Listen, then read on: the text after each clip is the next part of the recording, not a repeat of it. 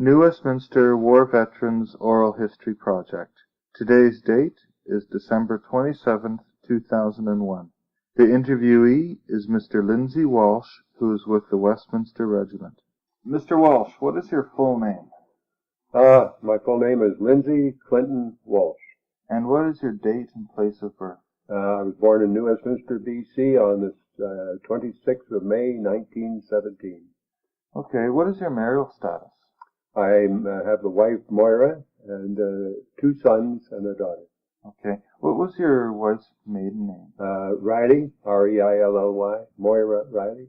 Okay, and what about your children's names and ages? My oldest son is Ronald Stewart Walsh. My young son is Stephen Kerry Walsh, and my daughter is Arlene Lynn Walsh. Okay, great. So where were your parents from, and how did they get to New Westminster? They were born in Ontario. My father was born in Lindsay, Ontario. My mother, I'm not sure where she was born because we had no direct lines from her side of the family. I understand from later years that she was actually an orphan. Oh, okay. And she was raised on a farm somewhere in Ontario. Right. So when did they come to New Westminster? My father came out here in 1909. Okay. My mother followed shortly after. I'm not sure of the dates. Right. Okay. So could you tell me your current address? Yes, it's 18382 Clayton Hill Drive, Surrey. Surrey. And what about your previous places of residences before this? How far back would you like to go? Well, why don't we go back? I mean, you were born in New West, yes. So how did you get from New West to here? Well, we lived in New Westminster and Burnaby for many years. Lived in Burnaby after the end of the war for 28 years, and we moved out here because the traffic got so bad, and I hated that. I lived near Metrotown. So we thought it'd be more of a quiet neighborhood out here. Right. We made the move. Good. So what branch of the armed forces were you enrolled in? Well, it was the infantry. The Westminster Regiment became a mechanized force right. Later during the war. Right. And what was your rank and position? I was a lieutenant, training instructor in various weaponry, all sorts of mine, booby trap and demolitions. I instructed NCOs at Curry Barracks in Calgary, which was a big training center. Right. I instructed a class of officers in battle drill. I've been to battle school twice at Coldstream Ranch in Vernon, just out of Vernon. They had a big battle school there. I went there once as a sergeant, and I was drafted for overseas, and I went back as a lieutenant and took a second course. And I've been to various courses, small arms school in Nanaimo. I got my commission in Brockville, Ontario.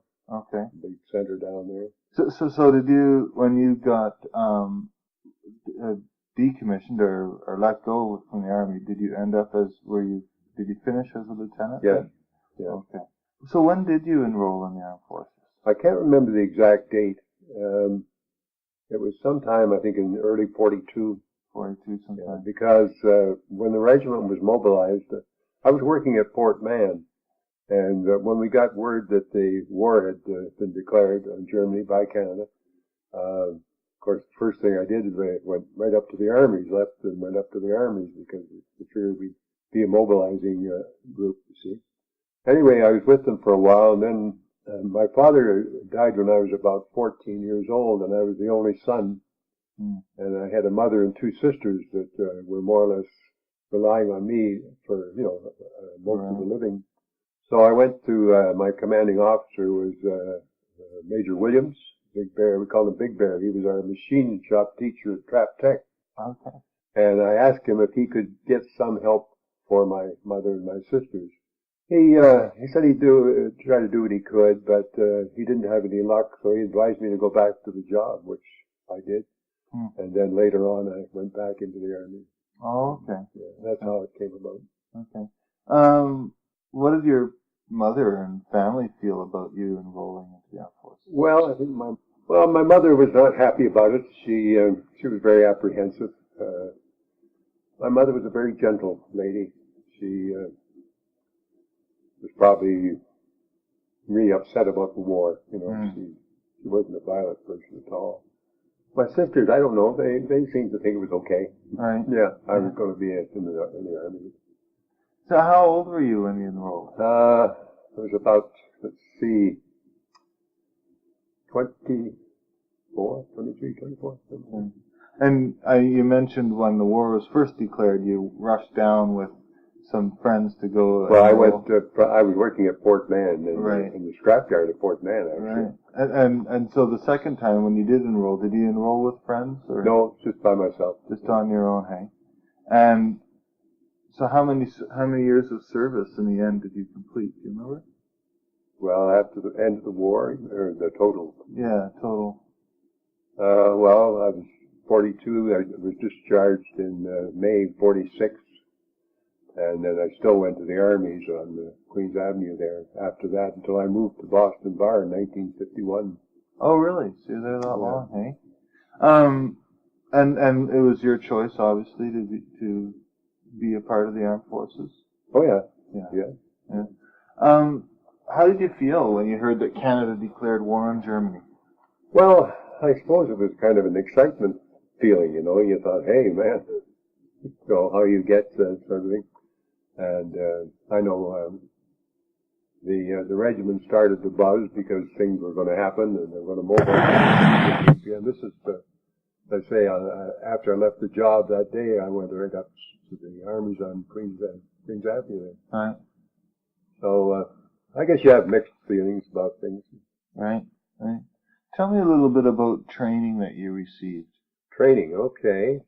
Well, I started off, when the war broke out, with the old 47th Battalion, I was, what they called a sergeant, everything changed, the drill changed, you know, we used to form fours, and that's just how we lined up sort of thing. Mm-hmm. But after the war, of course, that changed, or during the war, that changed. Mm. The training that I received, after I went in the second time, I went to various courses. I had a small arms school in Nanaimo, which was very helpful. I went to a mine and booby trap and demolition school at A6, Chilliwack. Mm-hmm. I had a full course, training course to become an NCO again at Curry Barracks. As I told you, I ended up as a training sergeant at Curry Barracks for an NCO school. Right. And other than that, OTC.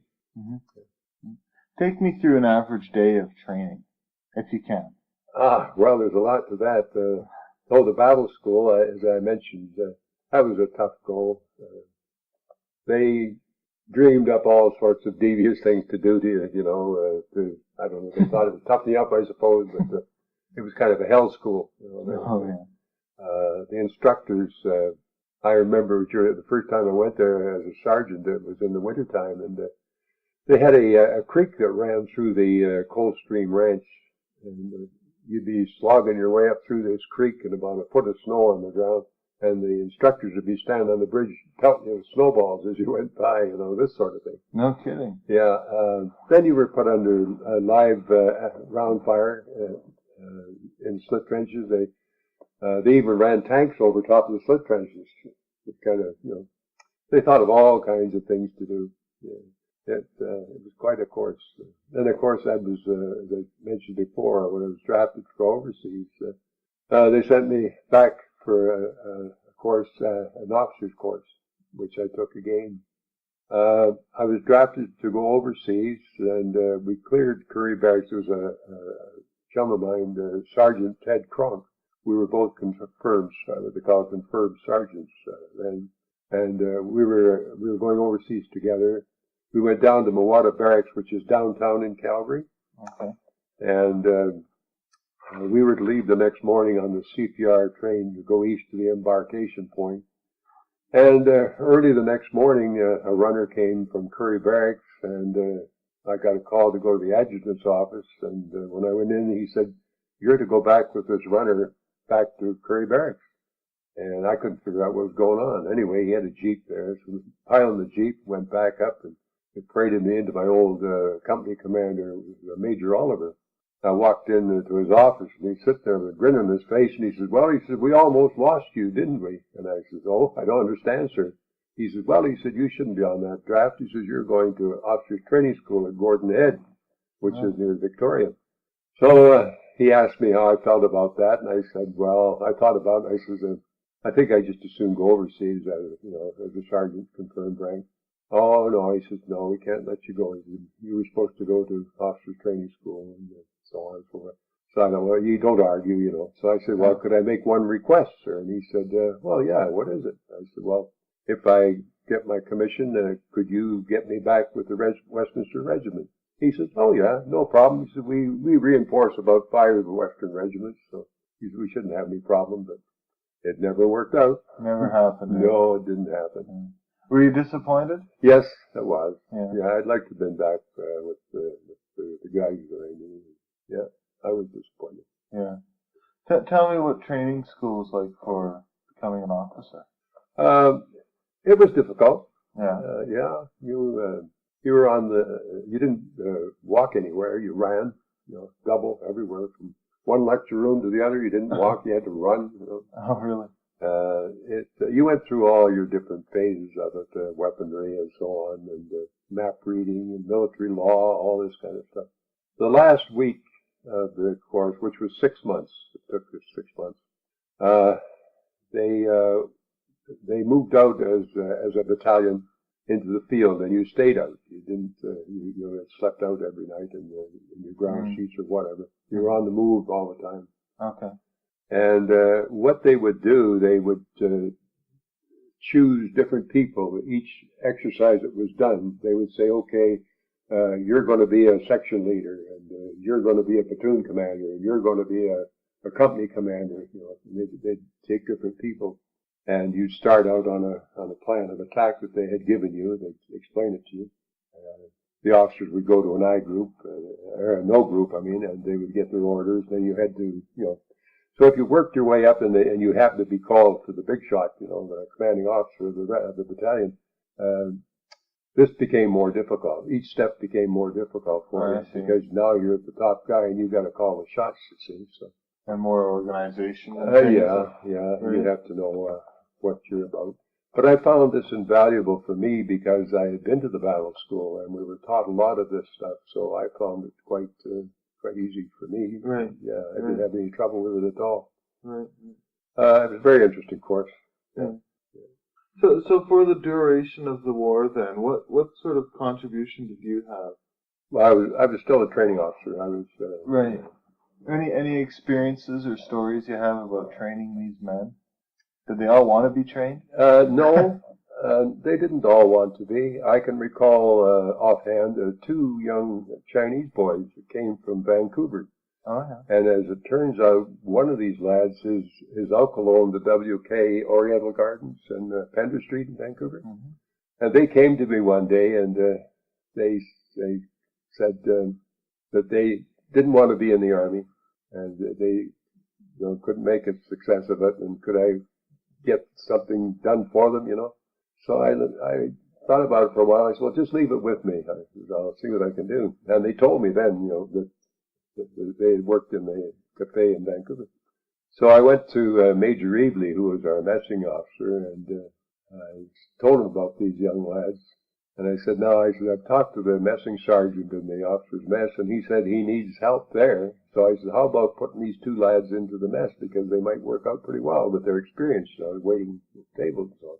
So he thought about it for a minute. He said, well, okay, if they're going to be soldiers, we might as well put them to work somewhere. So I put them into the sergeant in the officers' mess, and they worked out really well. Yeah. Really well. Yeah. They were so thankful that I had been able to arrange this for them that one Sunday afternoon I was laying on my bed in my room, and a little knock comes to the door, and I opened the door, and here's one of these young lads, and I can't recall their names now, it's a long time ago, and he asked me to come over to the officer's mess, and I said, why, is there trouble? And he said, no, you come, you come.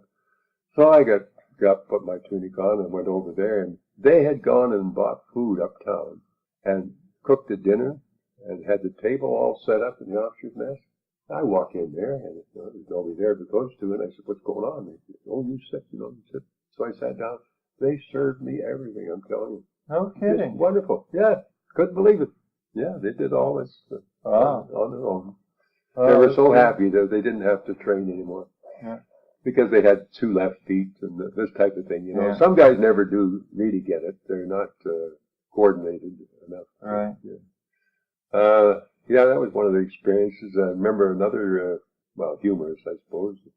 These are the things you remember, the humorous things. That I was orderly officer, and in the mornings we had to take the platoon down the square to the flagpole, and you run the flag up at the valley. And so the night before this, the sergeants had a party in their mess, and some of them had got pretty well into their cups.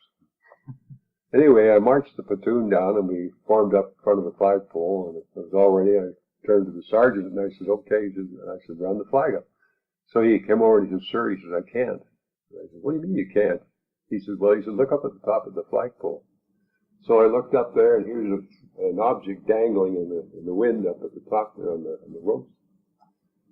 So I said, what is it? And he says, I don't know. He said, there's something up there. So I go, get it down. So just then the door of the sergeant's quarters opened, and the RSM used to sleep he had a room in the sergeant's quarters, and he was an old Imperial Army guy, and he had lost his leg, and he'd been in India, with the military in India, and he lost it, and this was his wooden leg. The sergeant had stolen it out from under his bed and run it up the flagpole. And he's really boiled about this, I'll tell you. So he gets the damn thing down, so they pull her down, and we put the flag up. And he was awesome. So did you do all your training at Curry Barracks then? A lot of it. Yeah. Yes. That's, while I was in the NCO school, I was training NCOs. Right, right. Because I had taken the NCO course myself there. Oh, I see. So when I finished, they put me on staff there. All right. What was an average day like there, training others? Instead of receiving training, what was it like training others? Well, I liked that part of it. I liked training. Yeah. It was sort of a gratifying thing to be able to impart the knowledge. You're like a teacher in a school. You're showing and telling how to do something, and I enjoyed that part of it very much. What would a regular day have been like? Well, we did most of our training in the drill hall. Okay. You have arms drill, marching. You train them in all sorts of different things. Arms drill on the move. Right. I remember one time at one of the barracks I was in, my company commander came to me and he said the colonel wants you to take a group of men and train them in arms drill on the move. And he said, you're going to have about 3 weeks to do this, and then when you get through, he wants you out in front of the battalion parade every morning, this group that you train. So I said, well, what's the point of this, sir? And he said, the old man's kind of boiled about the sloppiness on battalion parade every morning, and he wants some, group to show them how it's done. So I spent 3 weeks with these lads, and they were really good. Some of them were NCOs, of course, but they turned out to be a real smart outfit. They could, I could start them off at the top of the square, and they could all go all the way down the square doing arms drill on the move, get to the far end, halt, order arms, stand at ease. So arms drill on the move is moving. Slope arms, and all this type of thing. While you're marching. Yeah. Oh, all the moves instead of standing still, they're moving. Oh, I see. So they used to be out in front of the battalion every morning. Because our commandant had, on the good weather, he had a march past every morning. He'd take the salutes, Yeah. What about mail service, things like that in the Army? Mail, we got mail, yeah. We used to get packages from my wife's mother and dad used to send me flat 50s of cigarettes, the old tins, of cigarettes. Okay. Yeah, because I was smoking in those days. All right. And you'd get the usual cookies and things like that, Yeah. So you were married at the time? Or? No, I wasn't married then. Oh, okay. No. What about living conditions? Living conditions, of course, the barracks, you were fine. I mean, we had good quarters. Yeah. Did you have your own room, or? There's 2 officers to a room. Okay. Yeah. You had your own batman. He looked after all your clothes and kept your boots shined and so on. Yeah. Right. Yeah. The funny thing, it happened with my batman. I didn't know it at the time, but after the war ended, there was a young girl who lived with my wife's parents in Calgary, and she joined the CWAC. She was a driver, like she'd be like the service corps, and I knew her quite well. Anyway, when the war was over, and I ran into this girl at my mother and father-in-law's home in Calgary, her husband was with her, and it turned out to be the young fellow who was my batman. No kidding. Yeah. No kidding. I never knew that. Here we are. Huh. Yeah. Small world, eh? Yeah. Small world. Any other sort of small world experiences? Well, yeah, I suppose it's hard to think right offhand. Yeah. I can recall some wild parties on Saturday night in the officers' mess. Yeah. What would happen around midnight, and shortly after midnight, we had A company on one side and B company on the other side of this. The barracks were built in legs on both sides, like with the ablution rooms in the between, like it's called H huts. And we get together with our company commander, and we plan an attack on the other guys on the other side, you see.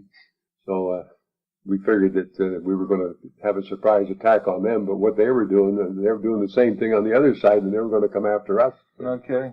But we used to get fire extinguishers going, and oh man, I tell you, Sunday morning, I think when the batmen would come up to, go through their duties, there'd be water running out down the front steps of the quarters because we just fired water at each other and pumped fire extinguishers and so on. Yeah. So we had some great battles. No kidding. Tell me a little bit about social life. There wasn't a hell of a lot of social life. No. I got to know my wife in Calgary, and her parents, when I met them, her mother used to invite me every Sunday that I was able to go to come to their house for dinner, because she was a wonderful cook. She was an English lady, and she could really cook. And that was one of the highlights. I loved to go there and get out of the barracks for a while. The only other thing we used to do was we'd go over across the Sally Ann. The Salvation Army did a lot for the guys in the military. Yeah, we'd go over there. I remember one time when I was in this training center, I was taking over to the messing officer. He was going away on a course, and I would be just temporary until he got back. So the 2IC came to me one day, and he said that he had been going through the mess in the mornings, and he noticed that they never had pancakes.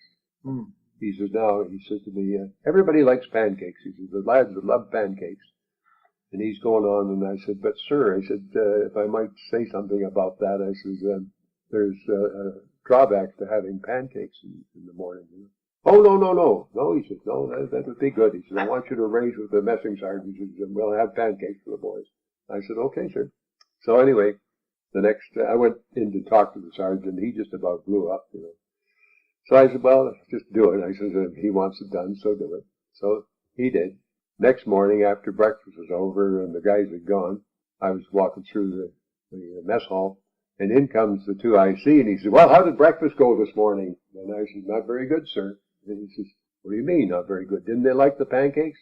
I said, well, come with me. I want to show you something. So we went out between the back of the H hut, and here was the garbage can full of pancakes, the lid sitting on top of it. We couldn't even get it on the can. Okay. Because by the time they got the pancakes, everything was cold, The butter was cold, so they didn't eat it. They just walked out, and they had to dump them all into the garbage can.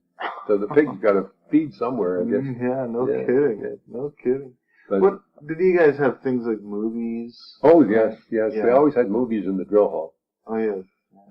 Because on a weekend, the rule was that 50% of the strength and officers as well could be on leave, and 50% in.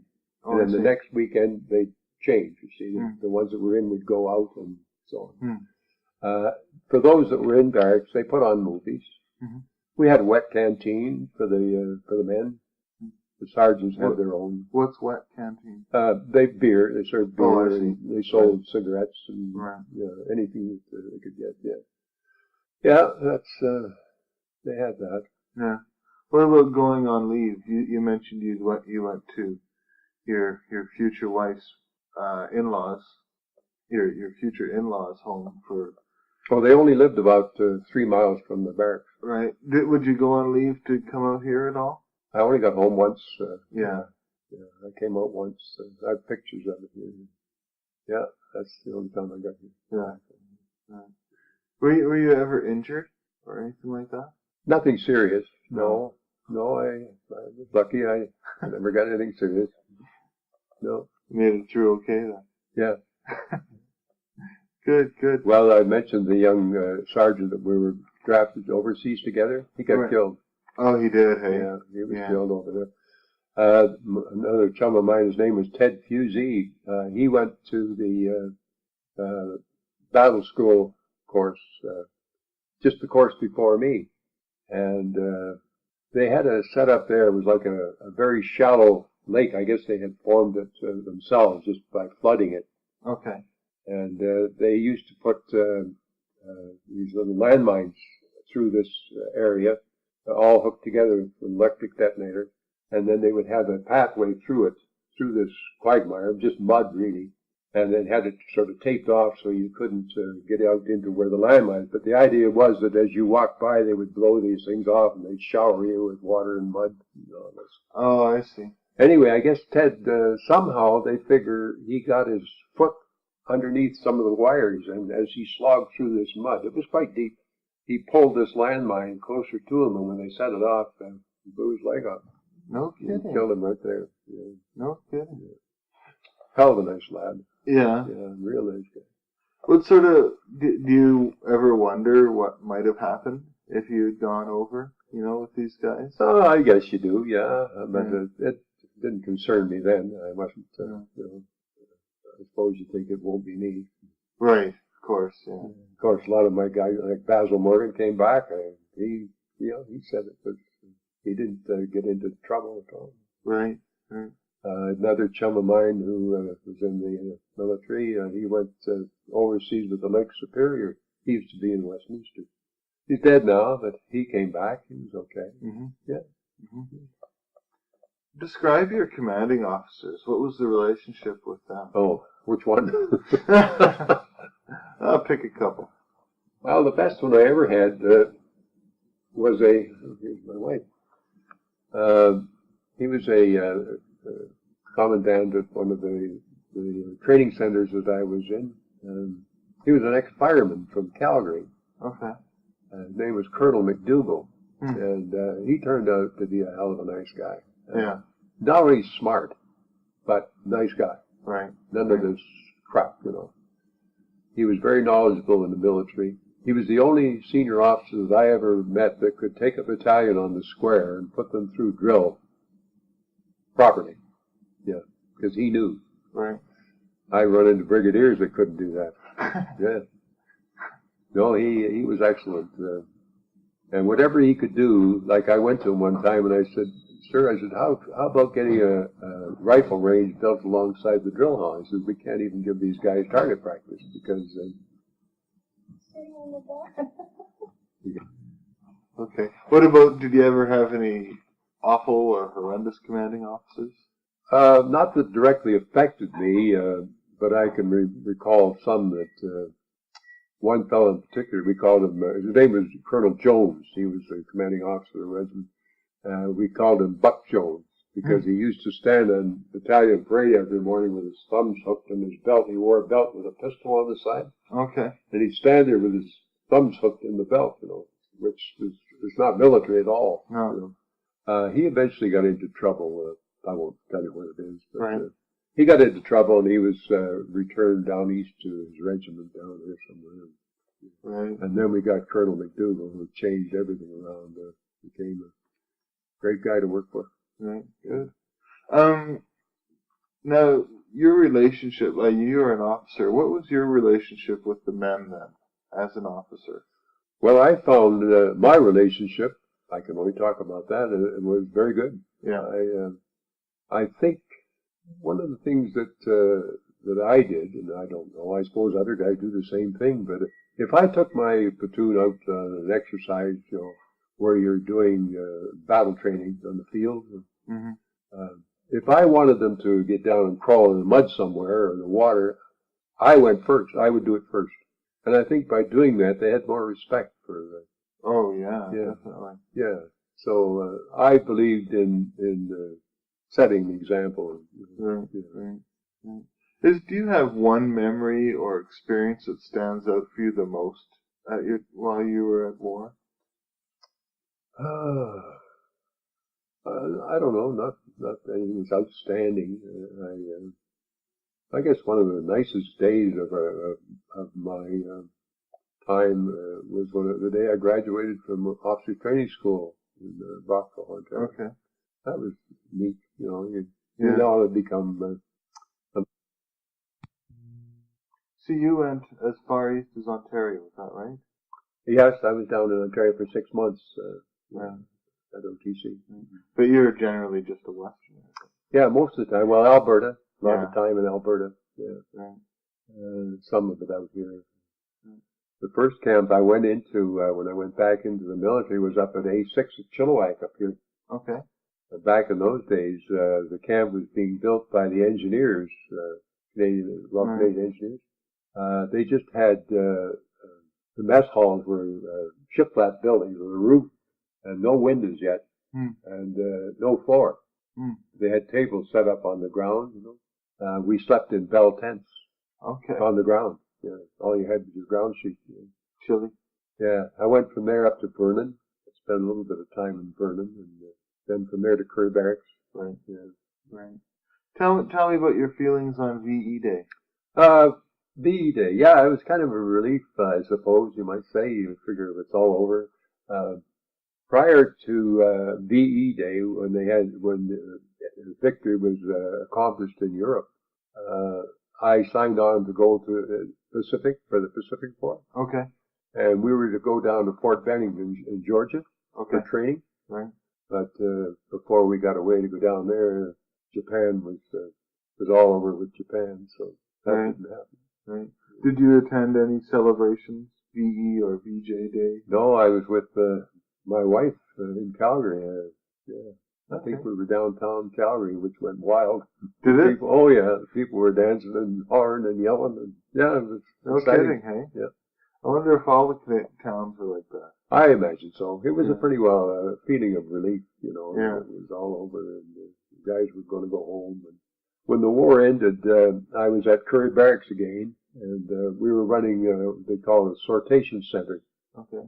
All the lads were coming back from their different groups, wherever they were. And anybody they had to go back to their hometowns, so we had to arrange to get them all sorted out, and we had to get transportation and everything for them back. Okay. And they would go back for discharge. Oh, okay. Yeah. So that was the final few months of my stay in Curry, was the sortation center. Did you meet men then who had been overseas and at war? Yeah, some of them, Yeah. Well, we had young lads would come back. I can remember one fellow, he'd been in the Air Force. And I forget how many flights he said he had over Germany. He had medals and everything, ribbons and them. And I said to him, I said, "What are you doing in the Army? What did you join the Army for?" He said, "Well," he says, "I had to join something." He said, "I been in the Air Force, now he's going to try the Army." He was a funny kind of a chap, very experienced in the Air Force end of it.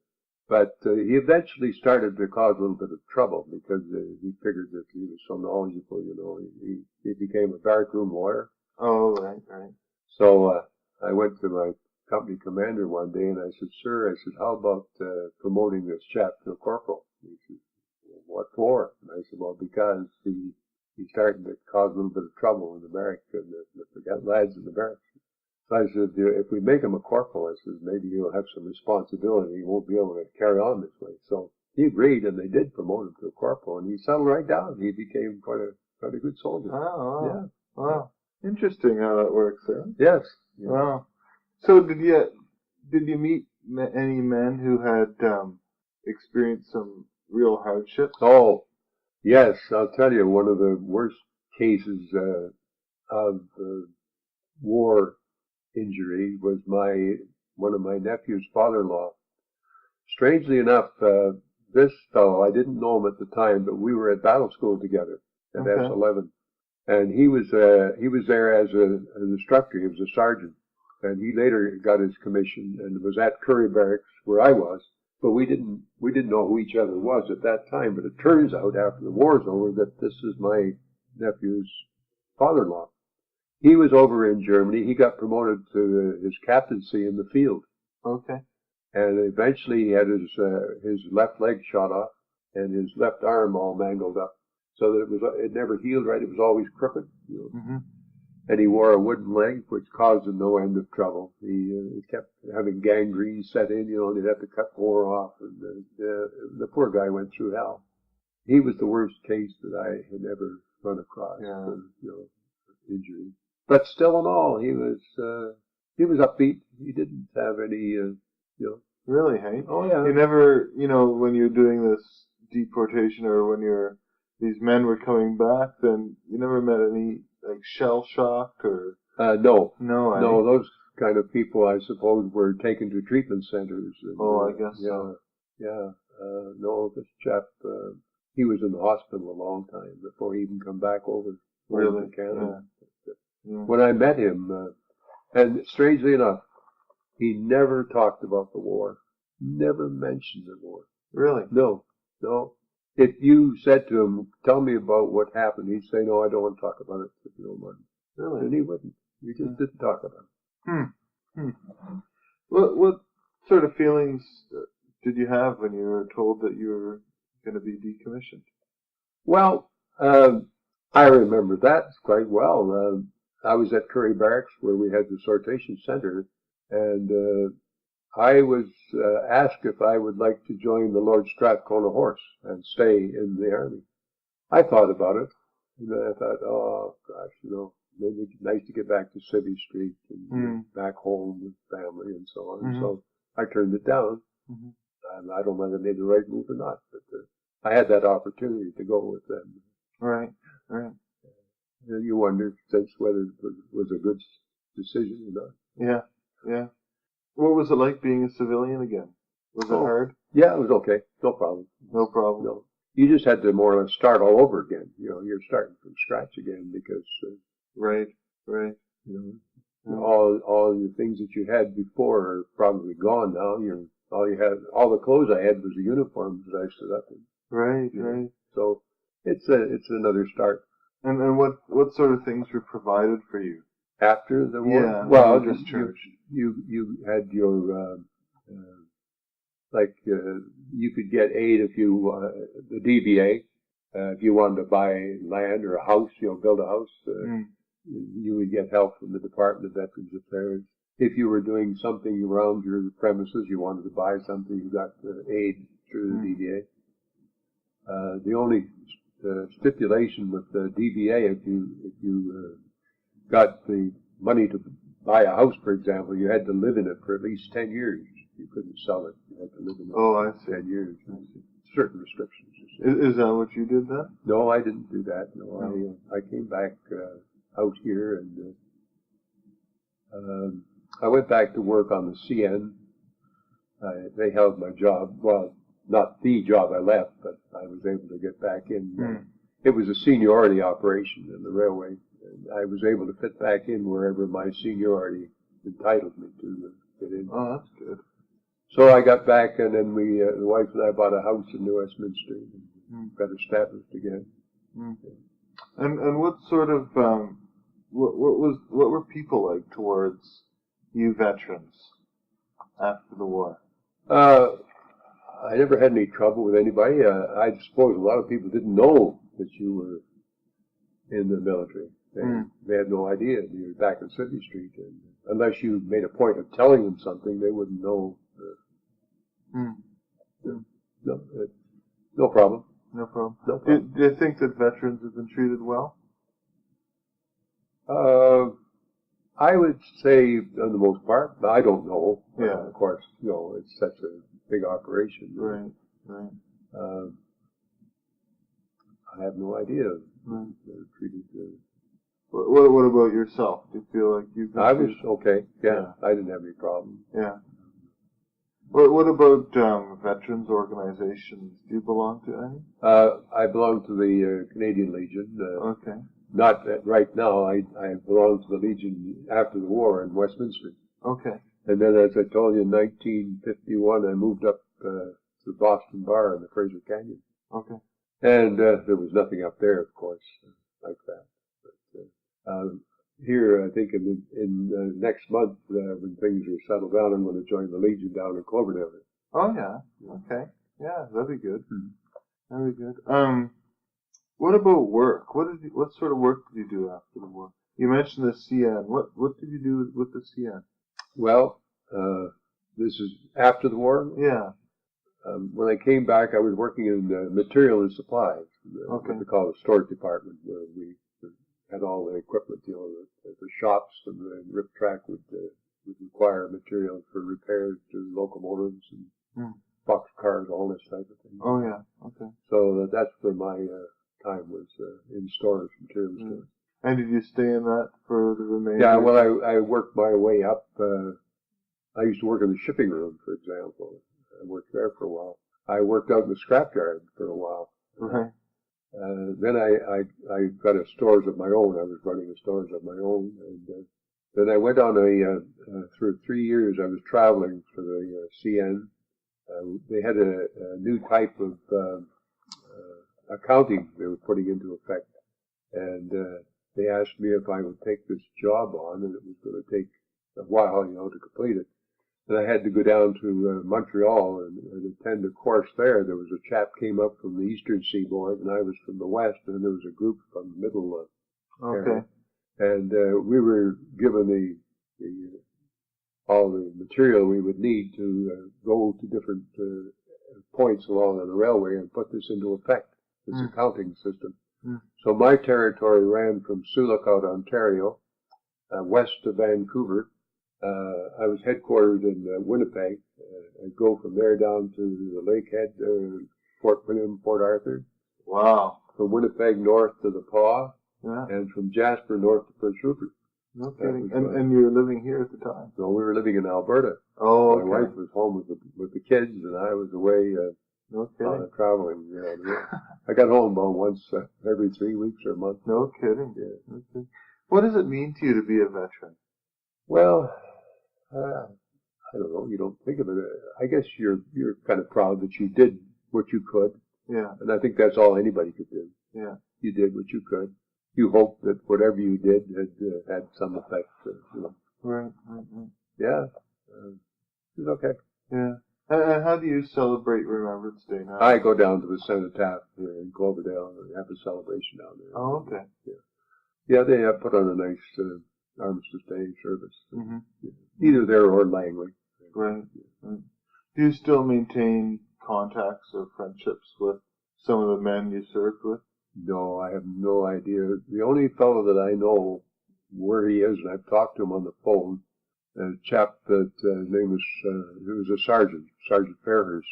He and I were instructors in this school of instruction where we were training NCOs in Curry Barracks. Mm-hmm. He lives in Calgary. Okay. And I've talked to him on the phone, and next time I go to Calgary, I'm going to go and visit him. Right. The other, Sergeant Allen, was the threesome. He's dead now. He died some years ago. Right. Now, you mentioned also people like Frank Curry and Basil Morgan and that. Now, you didn't serve with them, but these were, you know them, and you still chat with them, is that right? Oh, yes. I haven't seen Frank for a number of years. Right. Yeah. Basil, I see occasionally. So you still do maintain some contacts then with guys from the war years? Yeah. Another chum, Basil and another chap, we grew up together and went to school together. Jim Christie, he was in the Air Force. Oh, okay. I see him once in a while. He lives in Westminster. Oh, yeah. Okay. Yeah.